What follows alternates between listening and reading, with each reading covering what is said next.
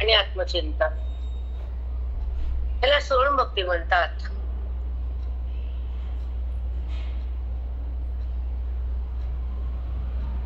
बोलू नका, बसून घ्या. अध्याय 13वा. आणि त्या 13 अध्यायामध्ये भगवंत कृष्ण परमात्मा काय बोलतात, अर्जुनाशी संवाद काय असतो हे आपण पाहिलो.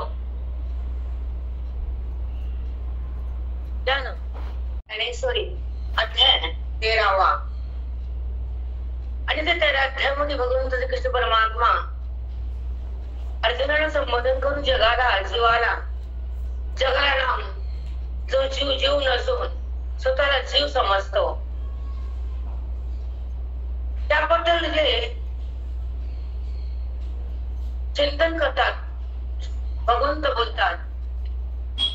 आणि अर्जुन ऐकतो अनुभवित होऊन साधक संपन्न बनतो. हे श्रवण आहे, हे भाग्यानं मिळतं. हे ज्ञान ब्रह्मज्ञान आहे, ते आयुष्याचं सार्थक होतं. त्या ब्रह्मज्ञानामध्ये बुद्धीने जेव्हा प्रवेश करते तेव्हा ती देहाला धारण करत नसते. हा मुख्य टप्पा आहे आपल्या विषय श्रवणाचा. की श्रवणामध्ये आल्यावर काय आहे, कशामुळे श्रवणाला का जेवतो, भूक लागली म्हणून. जेवण का, भूक आहे म्हणून. झोप का, विश्राम म्हणून. जन्म का, अज्ञानाची निवृत्ती म्हणून. म्हणून अज्ञान काय आहे, ज्ञान काय आहे हे ज्ञानेश्वरी ऐकल्यावर कळतं. संत मिळाल्यावर बुद्धी शांत होती. हे वाक्य नीट ऐका. जेव्हा संत आपल्या आयुष्यात येतात आणि श्रवणाला सुरुवात होती आणि ज्ञानेश्वरीची जेव्हा ओढ लागते तर ती माय आपल्याला सुख देते. त्याचं नाव ज्ञानोबा. कोण सुख देत, ज्ञानोबा. तुमचा भ्रम आहे, मुलगा सुख देतो, घर सुख देत, प्रॉपर्टी सुख देते. हा भ्रम आहे. कारण जिथं सुख नाही तिथं ते शोधता तुम्ही आणि त्याला जवळ करता. त्याचं नाव प्रपंच किंवा संसार, वासना किंवा वृत्ती, विषय किंवा गुण. त्याच्यापासून मिळतं तुम्हाला जन्म आणि मृत्यू तुमचा लांबला जातो. नीट लक्षात ठेवा. वासनेमुळे जन्म लांबला जातो, अज्ञान कायम राहतं. आणि ही वासना त्या ब्रह्मबोधानं, ज्ञानेश्वरीच्या तपानं, माऊलीच्या संघानं वासना मुळातून भस्म होते. त्याला म्हणतात आत्मस्थिती. वासना नाम इच्छा जी उत्पन्न होते ती श्रवणानं मुळातून भस्म होते. त्याला म्हणतात आत्मस्थिती. ज्या सुखाला आपण प्रगट केलं नाम माऊलीनं, जे सुख कधी भोगलं नाही, जे रूप कधी पाहिलं नाही, जो मोक्ष कधी मिळाला नाही, जे अज्ञान कधी टाकता आलं नाही, म्हणून आपण संसारी बनलो. संसार म्हणजे व्यापार दिल्या घेण्याचा. मी तुला केलं, तू मला कर. मी तुला दिला, तू मला दे. तू मला बोलली, मी तुला बोलते. त्याचं नाव व्यापार. मग हे तू आणि मी तिथं थांबत, त्याचं नाव ज्ञानेश्वरी. आणि तू आणि मी लांबत, त्याचं नाव अज्ञान. अज्ञानात मी मी मी मी मी. आमचे काका म्हणायचे मेंढर मेंढर मेंढर. मी म्हणजे मेंढरच व्हावं लागते, शेळ्या मेंढ्या. मग अहम ब्रह्मास्मी जेव्हा आतून जे उत्थान तयार होतं, ब्रह्मज्ञान हातात येतं, चित्तघन होतं, मग रामाचं दर्शन आतल्या आत होतं. ते खरं दर्शन. पण सांगा कुणाला, पात्रताच नसते ना. निराकार दर्शन आहे, हे साकार आहे. अयोध्या अवधभूमी हे लल्ला प्रगट झालेत. आणि त्यांच्या नामातून जेव्हा आपण आपल्या जीवनाला सफल करण्यासाठी त्या भगवंताचं नाम, त्यांचं प्रेम आणि त्यांची एकता,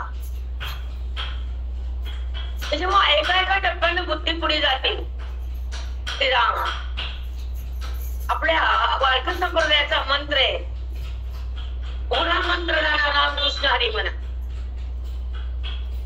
आपला हा मंत्र आहे वारकऱ्याचा, संजीवन बुटी आहे, उघडा मंत्र आहे. उघडा मंत्र जाणा राम कृष्ण हरी म्हणा, म्हणा आणि जाणा एक आहे तो. म्हणा ते प्रेम आहे आणि जाणा ते ज्ञान आहे, आणि दोघांचं मिलन ते मोक्ष आहे.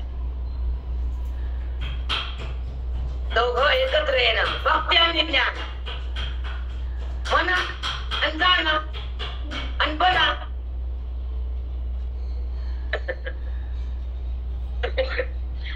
म्हणल्यावर काय होत होतं त्याचे ओळख होती, ते नाही म्हणल्यावर ओळख जाते. म्हणून त्याला म्हणा वाणीच्या द्वारे आणि जाणा बुद्धीच्या द्वारे, एक व्हा महावाक्याच्या द्वारे, त्याचं सुख घ्या बोधाच्या द्वारे, आणि त्या स्थितीत जा संताच्या द्वारे. हे सूक्ष्म फार कठीण असतं बोलणं, सहज येतं, आम्ही काय पाठ केलं नाही. पण रामापाशी गेले, रामा तुला शरणापाशी बोलवलं तर तू काहीतरी प्रसाद दे वेगळाच. तूच राम आहेस आणि जगाचा मालक आहेस, आनंद घन आहेस, तू चितघन आहेस, चित्ताला समाधान आहे. पण तुझं दर्शन आज व्हावं, तसं तू बोलून तुझं रूप दाखवलंस, तसं तुझं स्वरूप प्रकट कर की नाही. देवाला काय मागायचे मी कळत का करता समोर गेले की बैठक पोच होती मंदिर बघ बघ, पण त्याला मागणं करत. जसा तो अवधभूमीमध्ये प्रकट झाला तसा देह देऊ माझ्या कसं गाव मागायला अयोध्येमध्ये येऊन. मग तू देहाची नगरी तू दिली ना, एकूण दिली. त्याच्यात कोण बसलाय? तो क्षेत्रज्ञ. मग तू हे दिलास आणि अयोध्यामध्ये तू पण आलास. अयोध्या तुझीच आहे, तर जन्मभूमी आहे, पावनभूमी आहे. काय पाणी आहे, सरयू नदी. वाव, काय तोट वाटायला का ती नदी म्हणून वाटायची. घर कॉलनी कॉलनी वाटायची. इकडून बी घाट, इकडून बी कट्टे, इकडून बी छान स्वच्छता, निर्मळ पाणी, शांतता, निराम आहे. कारण राम हे शांत आहे, कृष्ण शांत नाही. धिंगाणा धिंगाणा. कृष्णाने काय केलं? धिंगाणा गवळण दिसलं. रामाने केलं का? रामन गवळण. आबा बाबा होत का कधी हे कॉम्बिनेशन? जमतं का? रामन गवळण जमतं कॉम्बिनेशन? नाही. कृष्ण गवळण. हा, राम म्हणले एवढा मनोज भोगला भोगला, कटाळा आला, आता धिंगाणा करायचा. म्हणून कृष्ण होता. तसं वाल्मिकी कृष्ण लिहून ठेवलं, रामाआधी घडले रामायण. मग तसं वागावं लागलं. त्याचा बाप कडक असला की पोरं पोरं नीट होत्यात. मर्यादा बापन माय कडक असावे आजकालच्या युगात. माझं मत आहे बरं का, तुमचं मत तुम्हाला. माय जर कडक आणि बाप जर कडक असेल तर लेकर बाळ बरं द्यायच्या आत. तस श्रीराम प्रभू मर्यादा पुरुषोत्तम, एक वचनी, एक बाणी, एक पत्नी. बरोबर आहे ना? सगळं सहन करणं म्हणजे राम, आणि बाप लागणं म्हणजे कन्हैया. देश बघायचा म्हणले का नाही? द्रौपदी आली कृष्णा पुढे, घात केला म्हणजे माझ्या कुलाचा, माझ्या कुलाचा तू हे केलास, छळ केलास, आणि माझ्या जेव्हा दुर्योधन माझ्याकडेच होता तो तू डाव खेळलास आणि त्याला भुलून कमळेचा भाग आतूर केलास. तू कपटीस, तुला माझा शाप आहे.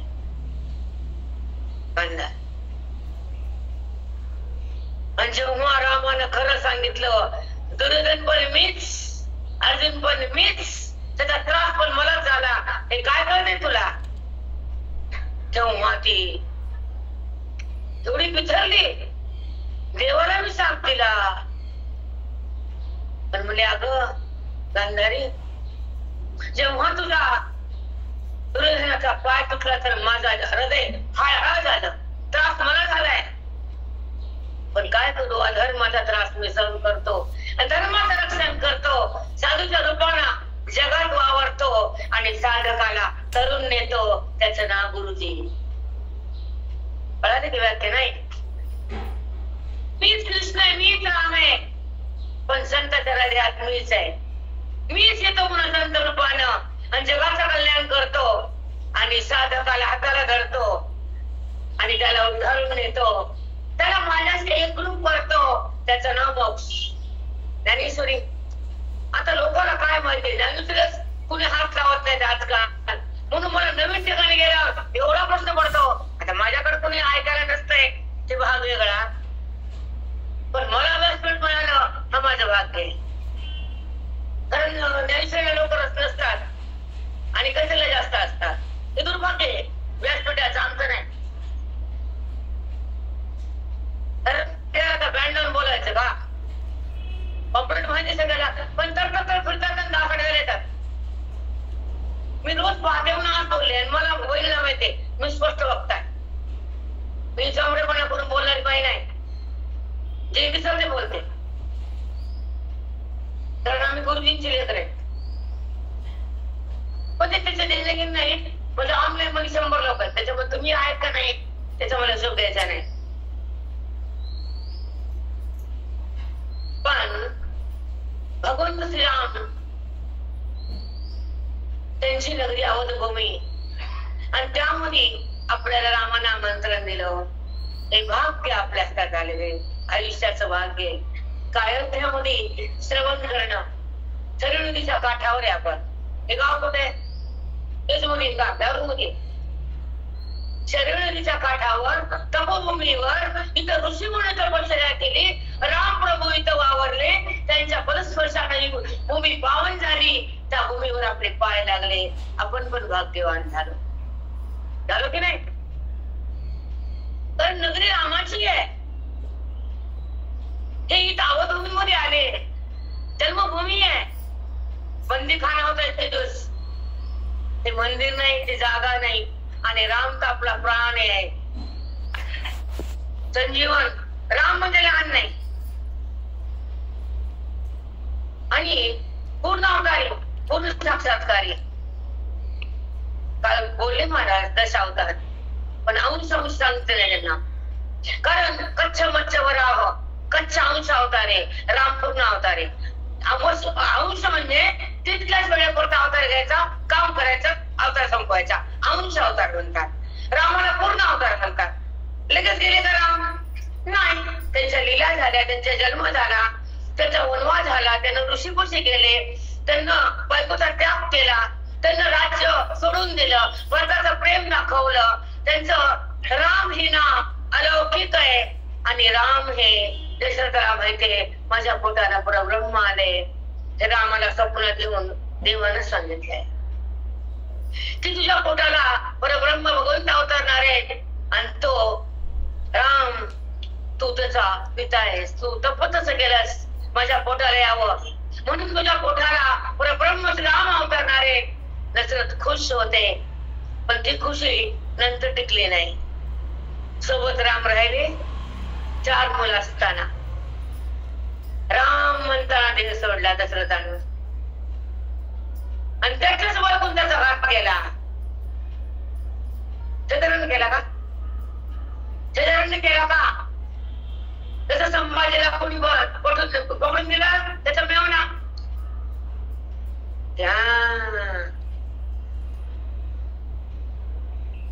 तस रामाचा वनवास काही लिखीचं नाव काही काही ठेवा. कुणीच म्हणत नाही माझ्या लिखीचं नाव काही काही ठेवायचं. नाव घेतलं की चांगला शाळे मंतरा तुझं का ठेवायचं की एकदा म्हणायचं मंतरा मंतरा मंतरा म्हणत का नाव घेत आम्हाला काटा येतो. तसं आमच्या साधकाला अज्ञान म्हणलं की काटा यायचा. ज्ञानाकडे जावं लागत. ज्ञानाचं व्यासपीठ आणि भक्तीचं तिथे संगम केला. तुम्ही चित्रवाळ एक सांगू चित्रवाळ सांगू का अर्थ. कारण नवशील गोत्र ह्या लोकांचं. कोणतं गोत्र आहे? नवशीलच आहे ना. आणि खूप श्रेष्ठ उत्तम गोत्र आहे. तसं आमच्या गोत्राला लोक नाव ठेवतील म्हणजे कारण त्यांची ताकदच नाही आमच्या गोत्राला सांभाळायचं. पावरच नाही. आणि बाहेर पडते नाव ठेवते तर पुन्हा आणते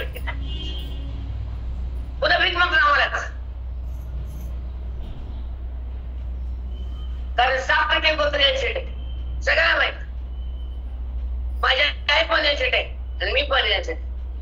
माझे 2 भावजर पण यायचे आणि त्या भावजर सून केले पण यायचे. त्याच्यामुळे घर पुढे आला ते पण यायचे नाही म्हणत ना. माझ्या गोत्रानं माझी भावजर पुढे आली आली माझ्या आणि ती सून केली घर पुढे आला.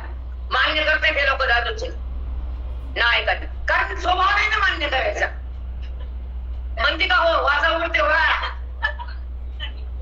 बघा उडते का मानी कसे कट्ट नाही दादू. आवाज कुठे म्हणा असो का ऐका मी बघा विनोद करायला की माझ्या आईला स्वीकारले गोत्र स्वीकारलंच ना. माझ्या आईची सोन आहे लक्ष्मी. मग का मी गोत्र चित्रवाळ सांगणारे बोलणारे. माझे गुरुजी चित्रवाळ. कोणते गोत्र आहे माझ्या गुरुजीचं? चित्रवाळ नवसे. कारण त्या गोत्रामध्ये महात्मा जन्मला मान्य करावं लागेल तुम्हाला. आणि माझ्या 2 सुना पण चित्रवाळ दोन्ही. मला लक्षात आलं नाही. बायका म्हणल्या काय हुशार आहे का म्हणलं काय झालं. दोन्ही सुना गुरुजीच्या कुळातल्या आणल्या.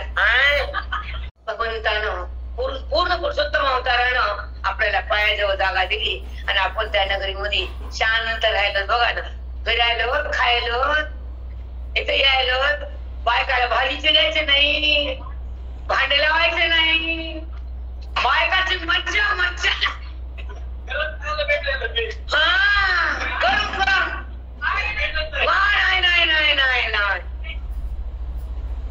काय माझ्या पाया खुश केलं तुम्ही. लय आशीर्वाद लय सुखी राहा शेवटपर्यंत मला दुःखाने शिवणे प्रॉमिस. आता ऐका आपण इथं आलो म्हणल्यापेक्षा आणलो. आपण कोण येणार पाय लागला असता खोकला आला तर आलं असं काही तर ताप येऊ द्या. बाई मुली कॅन्सर थोडी ताप येऊ द्या नको मग रस्त्याने काय होईल. अगं रामासंग असेल ते गल्लीमध्ये उद्या तिथे भीत माणूस मग काय होईल. काय होणार आहे का. रामासंग आले की राम सांभाळते.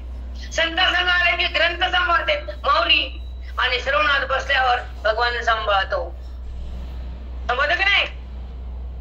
आता ऐका जेव्हा आपण जन्माला येतो तर काय येतो आणि जन्म संपायचा आता आपण काय करावं हे आपण काय करतो ह्याच्याबद्दल सांगते. नंतर 13 अध्याय घेते आणि मी अर्धे घंटा उठणार नाही इथला. हे लोक आले म्हणून त्यांचा टाइम घ्यायचा. कळालं का. समज माही बात. आता ऐका जेव्हा जन्म येतो तर आपलं कर्म साचलेलं असतं पुण्य आणि पाप. त्या कर्माचा हिशोब द्यायला आपण येतो. त्याचं नाव प्रारब्ध. कर्माचा हिशोब प्रारब्ध भोगायचं. बरं प्रारब्ध भोगताना दुसरं प्रारब्ध करतो. पहिलं प्रारब्ध भोगता भोगता कर्म करणं वाईट वागणं पाप पुण्य करणं हे पण कर्मच आहे. तुम्हाला वाटतं पाप करत नाही पुण्य बी करू नका. करताना मी केलं म्हणू नका अकर्म होत, ते निष्कर्म होत. म्हणजे पुण्य बी नको, पापही नको, तू बी नको, मी बी नको, अंभाव ठेवायचा नाही, देहाला माझं म्हणायचं नाही, अज्ञानाला ठेवायचं नाही, आणि वृत्तीला भगवंतापासून अलग करायचं नाही. त्याचं नाव ज्ञानेश्वर. वृत्तीला भगवंतापासून अलग करायचं नाही. जे आपण ऐकतो ते कथा वागा सुंदर आहे, अमृत आहे, तसं पान आहे, पण हे ऐकतो ते ज्ञान आहे. आपण ऐकतो ते कथा आहे, रसपान आहे, पण हे ब्रह्मज्ञान आहे. त्याचं तुम्हाला माहित असतं काय चाललं, काय व्हायलं. कारण कोरोनामध्ये ऐकलं तो पण ऐकलं ना. आपण कथा रामायण ऐकलं नाही असं काहीच होत नाही, पण पुन्हा पुन्हा ऐका वाटतं, त्याचा आनंद आहे, आणि त्याच्या नवरीच ऐकणं महत्वाचं आहे. पण तो रामलल्ला कुठं आहे, कसा आहे, त्याचं माझं अंतर आहे का, हे सांगणारी ज्ञानेश्वरी. रामाचं स्वरूप, रामाचा संबंध आणि रामरूपता माऊली करते. रामाचं कथन ही लीला सांगते, आणि रामाचं ऐक्य ज्ञानेश्वरी करून देते. हे माहित नाही या लोकांना, कारण हे सांगत नाहीत, कारण ऐकायला मिळत नाही, कथामध्ये हे निघत नाही. कारण वेदांताचा भाग आहे की जीवा शिवाचे वेद, संतांचं कार्य शिवाला मोक्ष. पण मोक्ष काय आहे हे अलीकडं मिळत नाही, ऐकायला नाही मिळत. कारण असे आपल्या गुरुसारखे थोर संत होऊन जावं लागते. ज्ञानोबा, एकनाथ महाराज, तुकोबा, असे बरेच लोक होऊन गेले, आणि का आले, फक्त जीवाचं कल्याण व्हावं. आपण का आलो, माझ्या कुटुंबासाठी जगावं. आपलं कामच ते, माझे पोरं, माझे पोरी, त्यांचं कार्य. पण जगताचं, संतांचं कार्य जगत कुटुंब आहे. भाषा कळते मराठी. आपण जन्मतो आपल्या कुटुंबाचं कार्य करायला, संत येतात जगाचं कुटुंब सांभाळायला. कारण ज्या जगातामध्ये जे जीव जन्मतात त्यांना उद्धार करायचा, त्यांना ज्ञान द्यायचं, त्यांच्या चित्ताला चिन्मय करायचं, त्यांचं अज्ञान घेऊन द्यायचं, त्यांच्या वासनेला मारून टाकायचं, त्यांच्या हृदयात ज्ञान करायचं, आणि त्यांना मोक्ष हातात द्यायचा, आणि निघून जायचं. त्यांना म्हणायचं ज्ञानोबा, तुकोबा, एकोबा. काय म्हणायचं, ज्ञानोबा, आपले गुरुजी, माझे गुरु. आता तुम्हाला एक गोष्ट सांगायची आहे. आपण जे ऐकतो 13वा अध्याय क्षेत्र विभाग, तर थोडं मी थांबते इथं का, की मला प्रश्न पडतो, मी जर बोललं तर तुम्हाला कळणार नाही. तुम्ही एवढं बसता समोर, कशासाठी आलात, तर काय सांगते, काय आहे हे जर कळलं नाही, मग समोरचं समाधान होत नाही, आणि मला पण छान वाटत नाही. म्हणून थोडस मी जास्त थोडासा भाग दुसरा घेतला. दुसरा म्हणजे लहान समोरच आहे. पण आता आपण अध्यायावर येऊ. 13वा अध्याय. 13वा अध्यायाच्या चित्रामध्ये भगवंत ज्ञानोबा काय बोलले, अर्जुनाला काय सांगितलं, आणि अर्जुनानं काय ऐकलं, अर्जुनाचा लोक कसा गेला, अर्जुन मुक्त कसा झाला. आणि 13वा अध्यायामध्ये 1170व्या, जास्त मोठा 11वा अध्याय, 18वा आणि 11वा, ह्याच्यामध्ये 1170 ओव्या येतात. एवढ्या ओव्या का खर्च कराव्या लागल्या माऊलींना, कारण 13वा अध्यायाचं ज्ञान अपरंपार अफाट भगवंतानं हृदयातून काढले, आणि माऊलीनं जगाकडे धाडले. जगानं ते ज्ञान घेतलंय, आणि जीवाचं कल्याण. बरोबर आहे. आता पुढचं ऐका, मी अध्यायाला सुरुवात करते. अध्याय 13वा, त्याचं नाव क्षेत्र विभाग.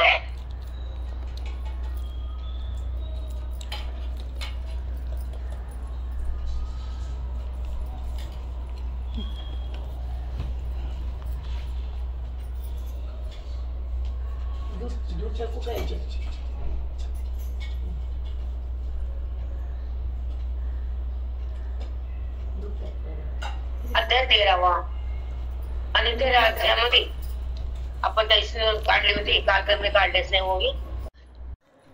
13 अध्यायाचं आपण पहिले ओळ घेतली होती. आपण दुसऱ्या ओळीकडे जाऊ.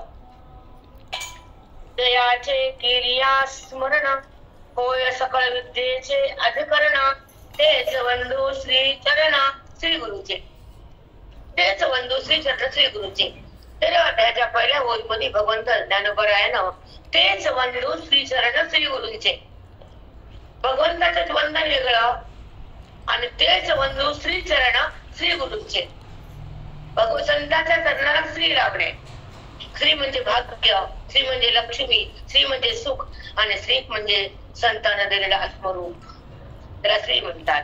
मग आता वंदन पूर्ण करायचं संतांच्या चरणाला करायचं. का करायचं तर संत क्षेत्र आणि क्षेत्रज्ञ निरूपण करणारे ज्ञानोबराय नाव त्यांचे, ते जगाचे महान संत आहेत आणि त्यांनी जगाला महान ग्रंथ दिला, त्याचं नाव ज्ञानेश्वरी.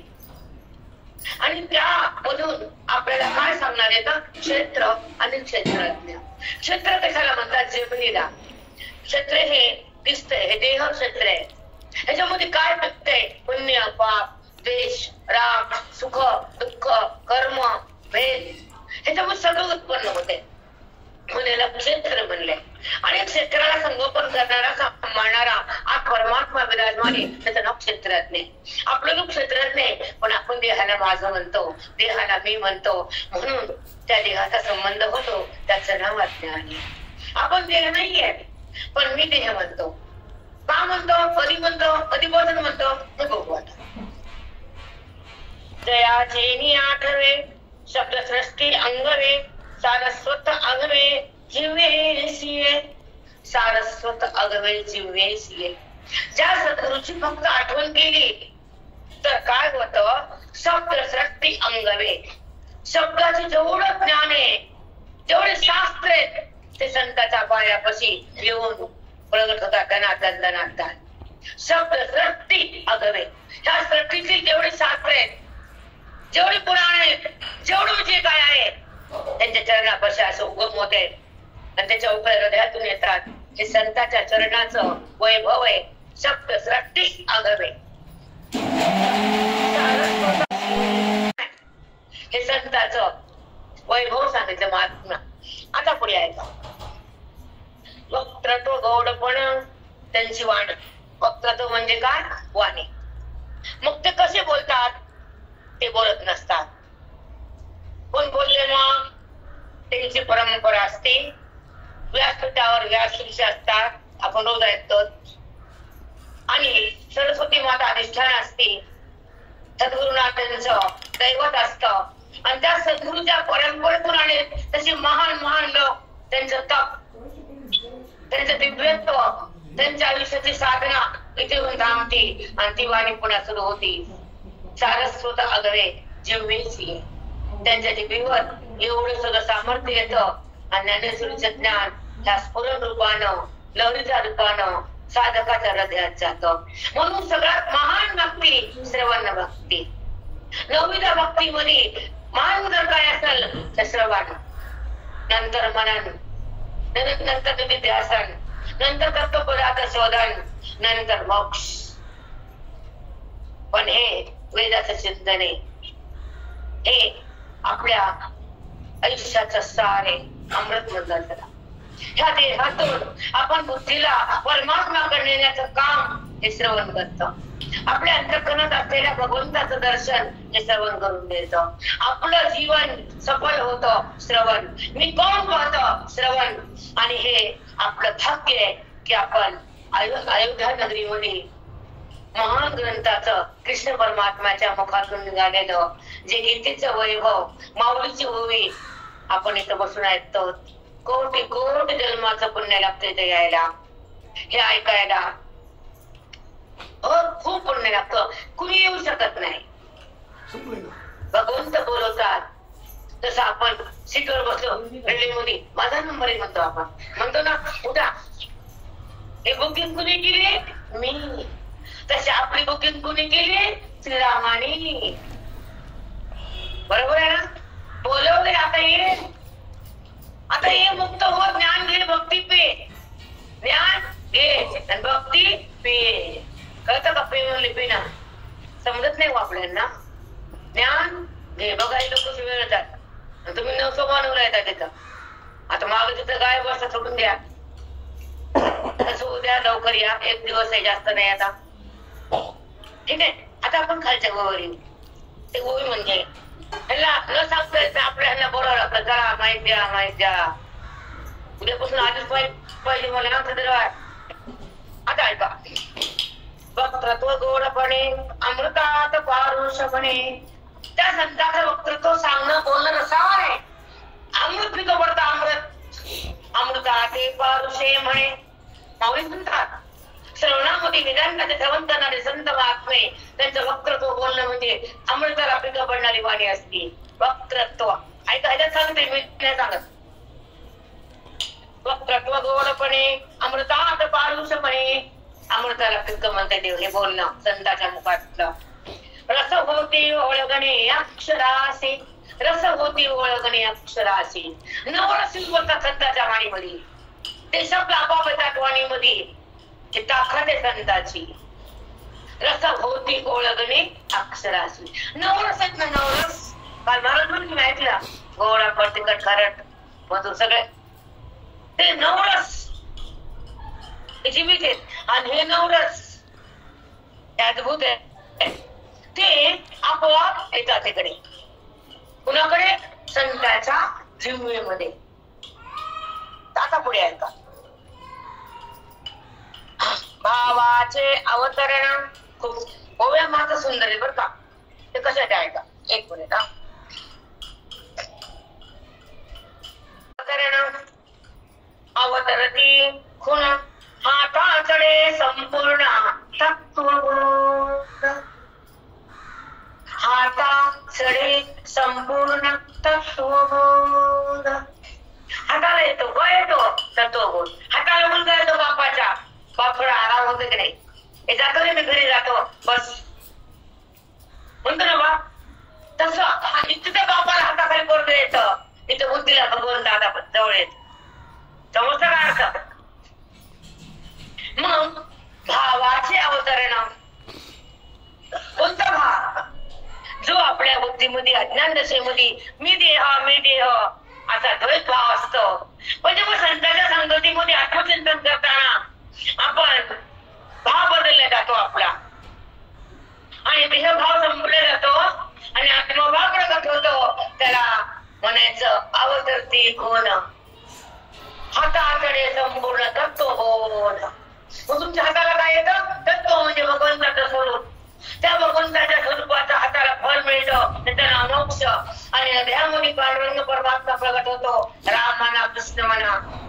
तत्वबोध म्हणजे आपल्या हृदयामध्ये अज्ञानाची निवृत्ती होती, ज्ञानाची प्राप्ती होती आणि बुद्धीला त्या ईश्वराची प्रतीती येते. त्याचं नाव तत्वबोध. हृदयामध्ये जी जाणीव असते मी देह ती बंद होती. आणि मी राम आहे, माझ्या आत राम आहे, त्याचं रामाचं दर्शन होतं, रामाचं ऐक्य होतं. आणि मी देह नाही असा अनुभव येतो. आणि मी परमात्मा आहे, माझा तोच आहे, तो क्षेत्रज्ञ आहे, त्याचा माझा खरा संबंध आहे. मी देहाचा संबंध केलाय की माझा रस्ता चुकलाय ते जीवाला कळतं. आणि चुकलेल्या रस्त्यावरून संत महात्मे त्या साधकाला हाताला धरून भगवंताकडे नेतात. त्याचं नाव तत्वबोध.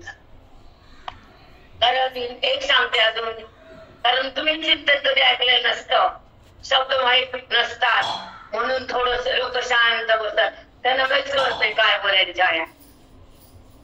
म्हणजे अवघड प्रश्न तुमचा आहे. मला चिंतन माझं आयुष्य गेले पूर्ण मठात, फक्त काय 7 ते 8 वर्ष संसारात गेले मी. तुमच्या ह्याच्यामध्ये आला ना, आता 64 आहे मी. संत भेटले पण,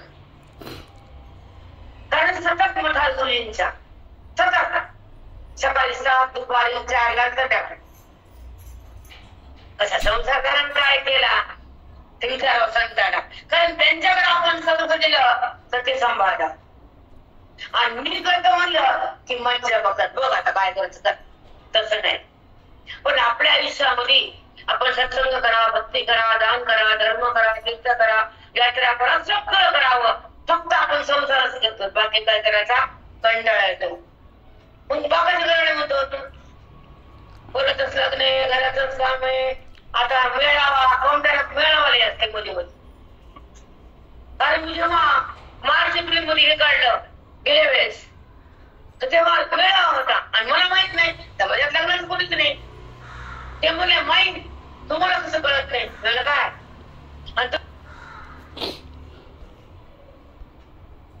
नाही कारण माझा भागच भोगावा लागतो, त्याचं नाव संसार.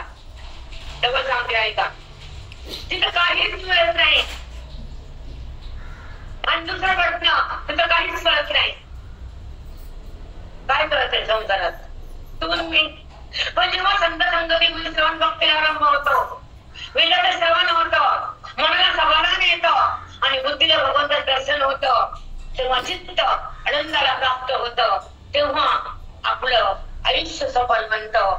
सत्संगात श्रवण भक्तीतून, वेदाच्या मुक्तीतून, माऊलीच्या ओळीतून चित्त काय होतं?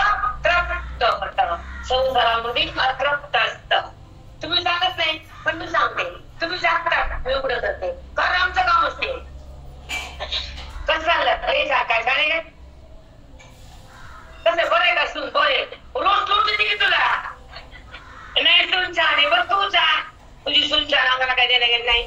पण श्रवणाला ये, परमार्थ कर, संतांची संगत कर. बरोबर आहे की नाही? आपल्या आयुष्याचा काळ संपूर्ण संसाराला देणं अत्यंत पापयुक्त आहे. पण आपलं आयुष्य संत संगतीत, भक्तीत आणि मुक्तीसाठी जर खर्च केलं तर ते जीवन अनमोल ठरलं. फक्त मी आणि माझं यासाठी जो जगतो त्याचं नाव संसार आहे. आणि मी जन्म घेऊन काय करावं त्याचं नाव साधक अधिकारी. आणि श्रवणाला येतो, मुक्त होतो, संतांच्या शरणाला लागतो आणि तृप्त होतो, त्याचं नाव अधिकारी आणि जीवन मुक्त. जीवन मुक्त शब्द ऐकायला मिळत नाहीत ना आजकाल, कारण थांबलेत ना ते, थांबवले गेले. कारण मुक्ती ज्ञान वेद कलिकालात थांबवलं गेलं आहे. तो प्रश्न आम्हाला विचारणं कधी वाटायचा, त्याचं उत्तर आमच्याकडे नाही. बोलतो बिघडल्या बाप म्हणतो काय करा, सगळ्या जगात तेच चाललंय. काम तर बाप बिघडलं म्हणून ते कधी करतो तुम्हाला हे तो ओढला, पण मी धाकात ठेवून नाही सांगत नाही बाप, आणि माय तर नाहीच नाही सांगते का माय. मग तसंच आपलं आयुष्य आपण कुठं खर्च केलं, कुठं करावं आणि कसं करावं, आपलं धन कुठं वेचावं, आपलं धन सन्मार्गी लागावं, दान धर्माला लागावं, यात्रेला लागावं, साधू संतांना लागावं, हे कळतं का? नाही. एक फलाट दुसरा फलाट, तुम्ही तुला फलाट जागा तुला 3.5 जवळ किती लागते? 3.5 आणि मग तो किती? फलाटचा फलाट. कळालं का? फलाट समजतं सगळं तुम्हाला? जास्त ओळख आहे त्या फलाटाची. चला आपल्या गुरुकडे आपण अध्याय 13 आणि माऊली जे सांगतात ते ऐका. श्री गुरुचे पाय, शब्द फार सुंदर आहे ना.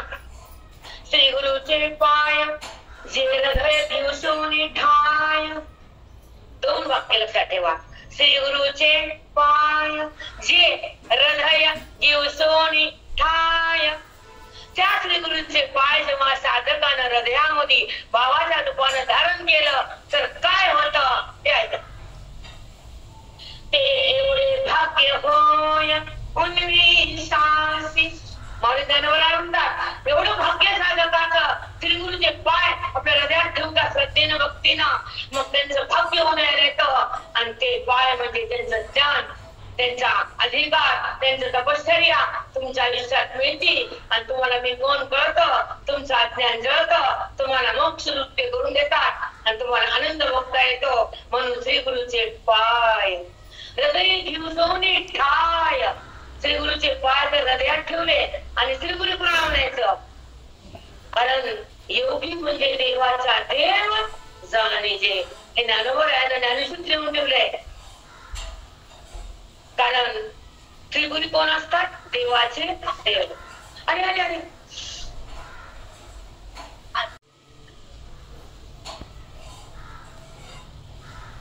एवढे होते हो उन्मेषासी. भाग्य संसारातलं भाग्य म्हणजे लेकरं बाळ, प्रॉपर्टी, पैसा, फलाट पण परमार्थाचं भाग्य म्हणजे श्रवण मनन चिंतन कर्म करणं उपासना करणं आणि भक्तीनंतर ज्ञानाकडे येणं संतांची संगत होणं अध्यात्म करणं आणि आपलं सुख आपण भोगणं त्याला म्हणतात भाग्य. इथे सांगितले सद्गुरूचे पाय जगदीशोनी ठाय एवढे मोठे भाग्य होय उन्मेषाची. हे भाग्य आहे ज्याने संत मिळाले ज्याला ग्रंथ कळाले ज्याने साधना केली ज्याला श्रवण भक्ती आली आणि श्रवण भक्तीनंतर इथे आली नाही. ज्यांची भक्ती पूर्ण होती ज्यांना भगवंता निष्ठा प्रेम श्रद्धा असती त्यांना संत तेच संत समोर येतात ज्ञान देतात. श्रवण भक्ती सगळ्यात अलग विराग करून देते. नवविधा भक्तीमध्ये श्रेष्ठ भक्ती आहे बेटा कमी त्या भक्तीमध्ये महान भक्ती श्रवण भक्ती आहे आणि श्रवण अध्यात्माचं श्रवण भगवंताचं दोन श्रवणाच्या आपण कथा ऐकतो ज्ञान पण ऐकतो.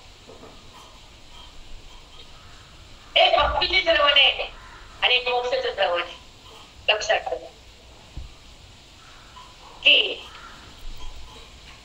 मग भक्ती नंतर मुक्ती. आधी मुक्ती नाही बरं आधी भक्ती मग मुक्ती. आणि मुक्ती म्हणजे काय रामाची प्राप्ती. साधी भाषा आहे आपल्या संस्कृत येत नाही आणि आपण मोठी मोठी भाषा वापरत नाही. आपला विषय आपला विषय वेदांत आहे. आधी भक्ती मग मुक्ती मग त्याची प्राप्ती मग स्वतःची अनुभूती. जगताची अनुभूती नाही मग जगताची अनुभूती नाही मग जगताचा भाग होतो जगत प्रकट होतो. अध्यात्माचं भांडवल मिळतं संतांची संगती होती अध्यात्माची उन्नती होती परमेश्वराची प्रतीती येते अज्ञानाची निवृत्ती होती आणि मनाला आनंद प्राप्त होतो आणि जीव राम होतो. त्याचं नाव अयोध्या नगरी. बुद्धी काय होती राम. बुद्धीने राम होणं वेगळं बुद्धीने राम पाहणं वेगळं राम म्हणणं वेगळं. पण एवढं सांगायला वेळ नाही म्हणून थांबते. फक्त 3 टप्पे सांगितले. राम पाहणं वृत्तीचा संबंध आहे. राम होणं ज्ञानाचं फल आहे. राम करणं श्रवणाचं वैभव आहे. राम म्हणणं हे भक्तीचं लक्षण आहे. भक्तीमध्ये राम राम म्हणावं लागतं म्हणतच म्हणावं लागतं का. पण रामाचं प्रेम त्या कथेतून उत्पन्न होतं. रामाचं ज्ञान माऊलीकडून कळतं आणि रामाची प्राप्ती त्या वेदांतातून होती. मान्य करावं लागेल. अमान्य नाही कधीच नाही. कारण त्याच्या प्राप्तीसाठी संतच लागतात. कारण मोक्षाच्या किल्ल्या संतांच्या हाती दिल्या. नामदेव राहिला पांडुरंग काय म्हणले हे जा औंड्याला म्हणले की नाही तुझं रडायलं जनाबाई मुक्ताबाई ज्ञानेश्वर पान गुरु काका सगळं संत वेळा बसल्या होते. तुम्हाला सगळं पाठ आहेत मला सांगायचं नाही पण निमित्तानं बोलावं लागतं. पाठवलं डोक्यात ना मला लागलं म्हणले तर तू कसा आहेस ना बेया मी कसं नाही कसं नाही मला जेव बोलतो मी देवात मी जेव घालतो मी कसा कच्चा पण तो गुरु तर नाही बच्चा ऐका. म्हणून संत आणि भगवंत हे डिफरन्स 2 मिनिटं सांगते. संत आणि भगवंत. जे भगवंत करत नाही ते संत करतात. जे भगवंत देत नाही ते संत देतात. कारण त्याला देताच येत नाही. त्याला संत देतात मोक्ष देवाला नाही. मग नामदेवा ते मला मी जातो देवाकडे आले रडत रडत देवाकडे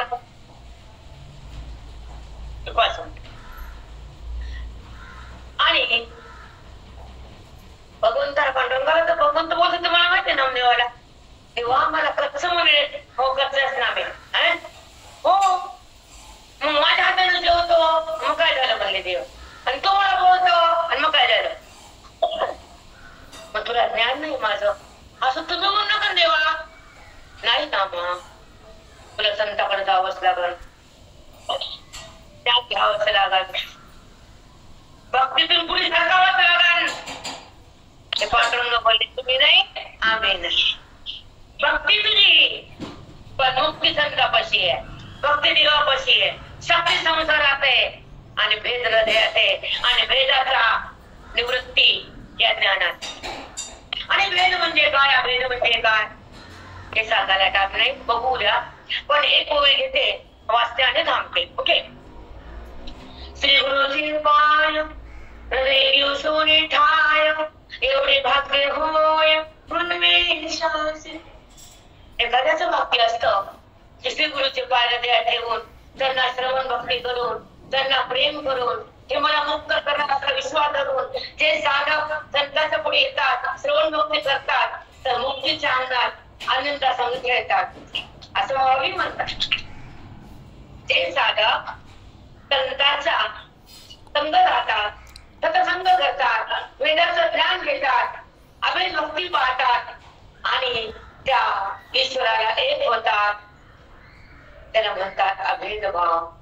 आता भेद अभेद वगैरे भरपूर काही असतं, ज्ञानेश्वरीमध्ये काही लहान नाही. एका जन्मात ज्ञानेश्वरी कळत नाही, 100 जन्म घेऊन या तरी मांडता येत नाही. एवढी महान ज्ञानेश्वरी आपली. आपला टाइम संपलाय आणि उद्या